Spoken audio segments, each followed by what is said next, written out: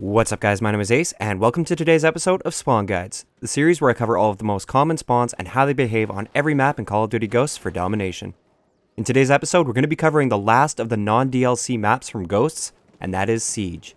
Let's get into it.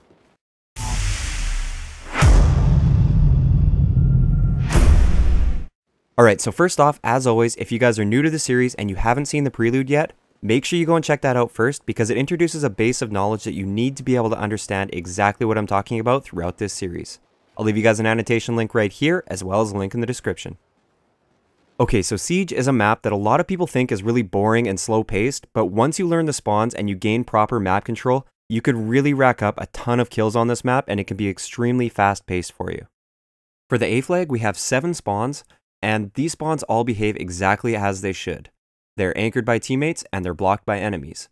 And the thing that I really like about this map as far as spawns go for Domination is once you get your enemy team spawning at, say, the A side of the map, it's really hard to flip them out all the way to the C flag. You really need like most of your team pushing into that spawn with you and blocking all of the different spawn points off. So because of this, you can actually go in alone and you can just go back and forth between spawns. So you might kill a guy on the left side of the map and just as he's spawning, and then he's going to spawn on the right side of the map still at the A flag. So you can just rotate back and forth and keep killing people as they come out of spawn. So this is why you just want to memorize the exact spawn locations and where the enemy team is going to spawn. For the B flag, we actually only have 3 spawns that are specifically attached to the B flag. We have the one in the top right corner there. That is actually a very popular spawn. It looks like it should be an A spawn because it is kind of towards the A side of the map, but that is in fact a B spawn. The next one we have is in the bottom floor of the 2-story building towards the C flag. That is also a B spawn, and then the final one is actually underground in the water there. Finally, for the C flag, we once again have 7 spawns, just like the A flag. We have 3 spawns along the back side of the map. Then we have 3 spawns that are anchored up a little bit more towards the actual C flag itself and anchored up on the map a little bit. And then finally, we have one really weird spawn. It's actually in the mining area there. This is a very rare spawn. It doesn't really happen too often. Maybe if you guys are really anchored towards that mine side of the map and you're pushing up towards the A flag and you hold C, then you will spawn here. But other than that, this spawn doesn't typically happen. So those are the spawns for this map. There are quite a few of them, but they are pretty straightforward once you memorize the spawn locations. One last thing that I can't stress enough with this map is just how important map control is, especially for Domination. If you hold, say, C and B and you have the enemy team spawning at the A flag, you can absolutely wreck them in their spawn at the A flag as long as you know not to push too hard and block off too many of the spawn points. Same thing goes the other way. If you're at A and B and the enemy team holds C, just don't push in too hard and don't block all of those spawns off, and you can easily contain your enemies within the C flag spawns and you can rack up a ton of kills. Alright, so now that we've covered the spawn points on this map, it's time to test your guys' understanding of how the spawns behave in this game and on this particular map. For this first test, the green team holds A and B, and they've really pushed up hard towards the C flag. Based on the positioning of all of the players on the map right now, where would a red player spawn? I'll give you guys a few seconds to make a decision.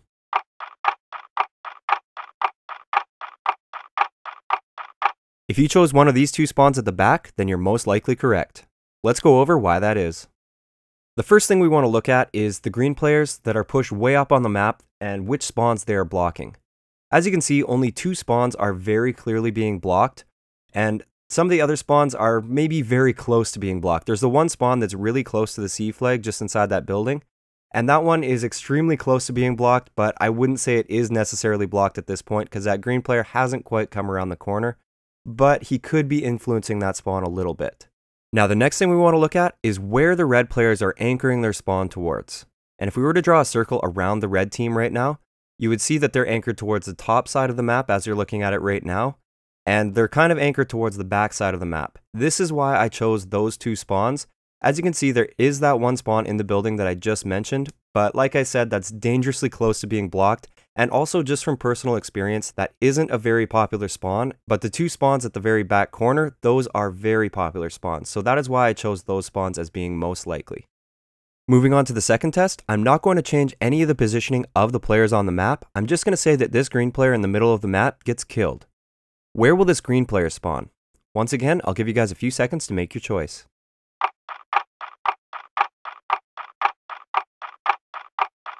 If you picked one of these two B spawns, you're almost definitely correct. Let's go over why that is.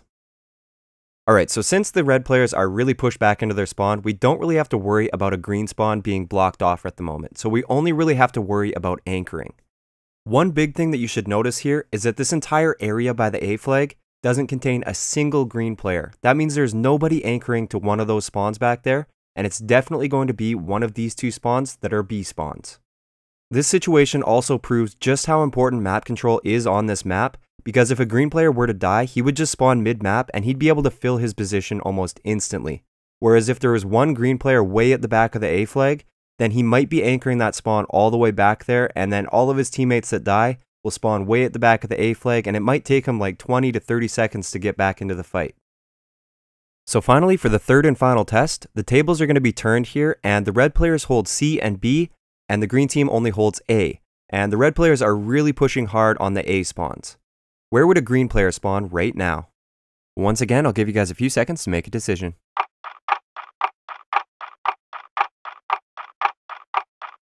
If you pick this spawn right here, then you're most likely correct, but there is another spawn that I wouldn't completely rule out. Let's go over why that is. So first off, the green players are grouped up in this really tight group right here, so if we were to draw a circle around them, this is what you would see. So since they're all pushed up kind of a little bit more towards the B flag, they are not going to be anchoring the spawns to these back two spawns right here, so those are going to be ruled out completely. Similarly, they're not going to be spawning at the bottom side of the map at the A spawns because those red players are over there first off, and second, there are no green players over there anchoring the spawn in that direction. So this leaves us with two remaining A spawns that they could spawn at. And the reason I chose that one spawn over the other one basically just comes from personal experience. The spawn that I chose is one of the most popular A spawns on this map, and that just comes from personal experience, like I said. The other one that I circle right here, this is underground, and it's really a rare spawn. I don't really see it too often, and usually it only happens if the green team is pushed up underground and they have a little bit of map control. So that is why I said that spawn right there. So that's going to wrap it up for this last episode of the non-DLC maps for spawn guides. Don't worry, I'll still be doing the DLC maps once I get a little bit of a feel for the spawns and I become comfortable with the spawns, so don't expect them immediately after the DLC launches, but I actually plan on having the Devastation DLC maps started hopefully next week, maybe the week after. I'm not too sure yet, I'm still sort of getting a feel for the maps, and my schedule's been a little bit crazy lately. But if you enjoyed the video, a like rating is always appreciated, and don't forget to subscribe for more if you haven't already.